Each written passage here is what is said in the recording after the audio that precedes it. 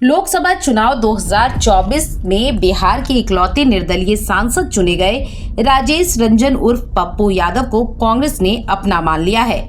महागठबंधन में अपने 9 नहीं 10 सांसद मानते हुए कांग्रेस ने पप्पू यादव को अपने साथ गिन लिया है। यह गिनती भी किसी और ने नहीं बल्कि बिहार प्रदेश कांग्रेस के अध्यक्ष अखिलेश सिंह ने की है।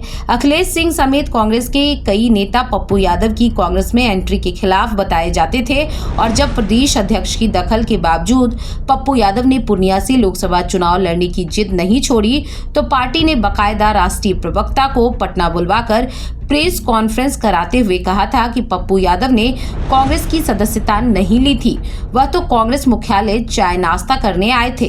कांग्रेस के प्रदेश अध्यक्ष ने बुधवार को पत्रकारों से बातचीत करते हुए कहा कि लोकसभा का परिणाम अपेक्षा के अनुरूप तो नहीं आया, लेकिन पिछली बार हम लोग 1 सीट जीते थे, इस बार 3 सीट जीते हैं। महागठबंधन ने 9 सीट जीती और पप्पू यादव की पूर्णिया सीट को जोड़ दें तो 10 सीट जीते हैं।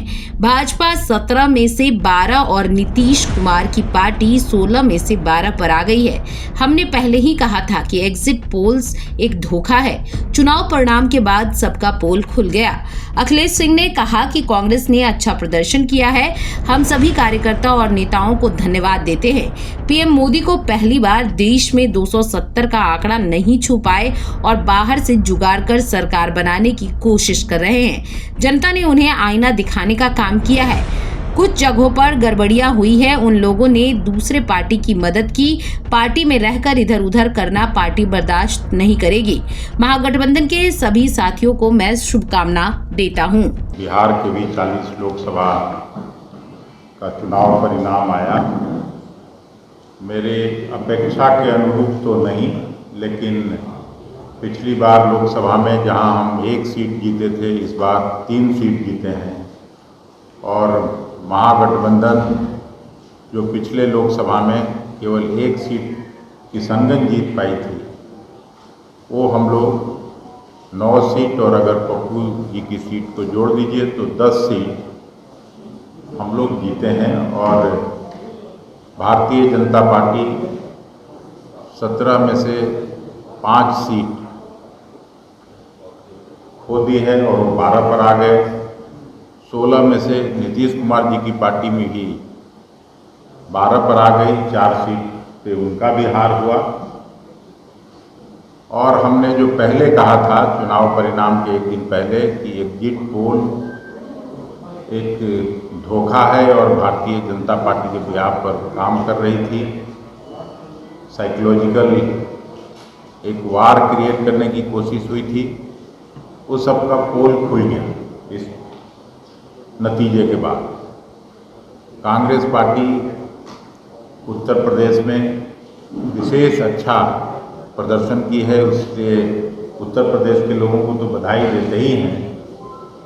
हम अपने नेतृत्व को भी धन्यवाद देते हैं, बधाई देते हैं और साथ साथ बिहार के मतदाता मालिकों का भी हम हृदय से धन्यवाद देते हैं। इस चुनाव में जो कांग्रेस के नेता जिन लोगों ने काम किया, कांग्रेस के छोटे वर्कर्स, विलेज लेवल वर्कर्स का विशेष तौर से मैं धन्यवाद देना चाहता हूँ। कुछ लोग नहीं आए, कोई बात नहीं, लेकिन हम लोगों का प्रदर्शन संतोषजनक रहा, इस बात की मुझे खुशी है। मोदी जी को पहली बार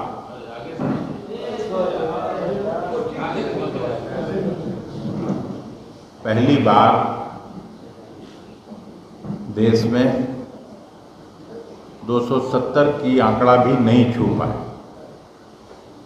और बाहर से समर्थन लेके, बाहर से जुगाड़ करके सरकार कौन बनाएगा नहीं बनाएगा अभी निश्चित नहीं है, लेकिन निश्चित रूप से बिहार और देश की जनता ने उनको आईना दिखाने का काम किया है कि केवल भाषण से काम चलने वाला नहीं। कुछ गड़बड़ियां जो हुई हैं, पार्टी के लीडर्स जिन्होंने काम ठीक से नहीं किया और दूसरी पार्टी को मदद किया, उसकी भी हम जांच करवा रहे हैं। और जो लोग भी गड़बड़ किए उनके लिए उनको केवल मैं इतना ही कहना चाहता हूं कि उनका पार्टी में कोई जगह नहीं होना चाहिए, लेकिन पार्टी में रह के और इधर उधर करें तो ये पार्टी बर्दाश्त नहीं करेगी। ये भी मैं साफ तौर पर कहना चाहता हूँ। बाकी आज कोई ये नहीं, राष्ट्रीय जनता दल के भी सारे वर्कर्स को, वाम दलों के भी सभी समर्पित साथियों को भी मैं हृदय से बधाई और शुभकामना देना चाहता हूं। CPI ML को विशेष तौर से, क्योंकि उन लोगों ने केवल 3 सीट लड़ी और उसमें 2 सीटों पर उन लोगों को सफलता मिली, आरा और काराकाट, तो उनको विशेष तौर से बधाई, शुभकामना। और उनके सारे वर्कर्स जो मिल के नीचे महागठबंधन के साथ काम किए, उनको भी मैं धन्यवाद देना चाहता हूं।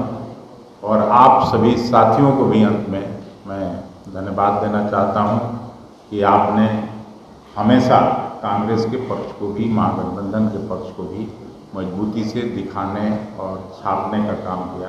कहा कि कितने नेता हैं कोई ये नहीं है, लेकिन जिन लोगों ने काम किया वो उनको धन्यवाद।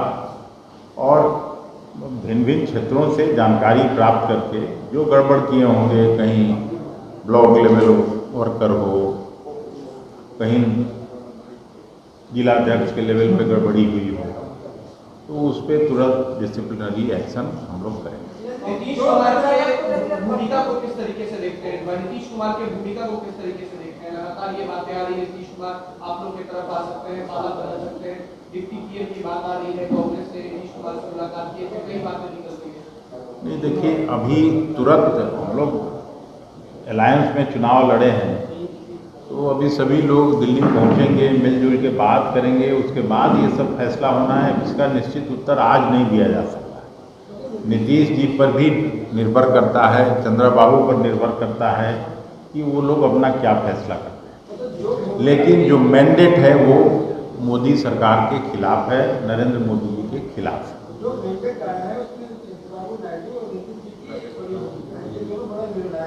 मैं भी कह रहा हूँ,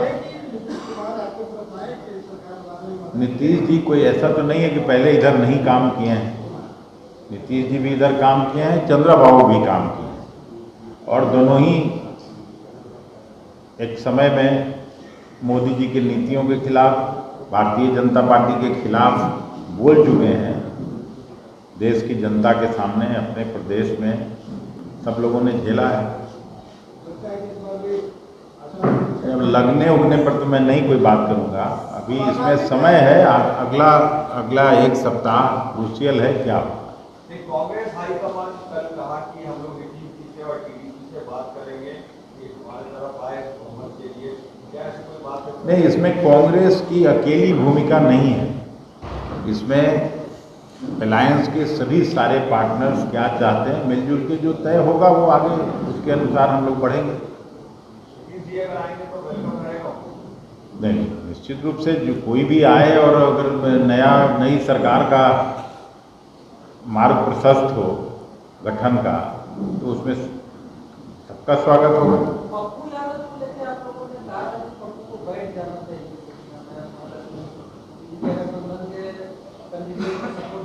नहीं, अब तो सब बात खत्म हो चुकी। पप्पू यादव जी सांसद बन चुके और कांग्रेस का झंडा लगा के चुनाव जीते हैं, तो अब वो सब तो कोई बात है नहीं।